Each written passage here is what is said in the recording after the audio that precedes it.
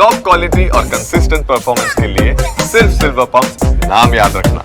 તો એસટી બસની સવારીમાં જોખમી મુસાફરીની ઘટના જામનગરથી સામે આવી છે। જામનગરના ધ્રોલ એસટી ડેપોમાં બસમાં જોખમી હાલતમાં તે દોડતા સામે આવી છે। જોખમી બસનો વિડીયો સામે આવ્યો છે, જેમાં જોઈ શકાય છે કે બસના ટાયરની ઉપરનું જે પતરું ઉડી ગયું છે અને જેના કારણે બસની અંદર જોખમી સ્થિતિ બની ગઈ છે અને તેમ છતાં બસ રસ્તા પર દોડી રહી હતી। બસમાં ઠસોઠસ મુસાફરો હતા અને ઉપરથી બસનું ટાયર જોખમી હાલતમાં હતું। એવામાં આ ખુલ્લા ટાયરના સંપર્કમાં કોઈ પણ મુસાફર આવે તો મોટી દુર્ઘટના ઘટે તેવું જોખમ છે।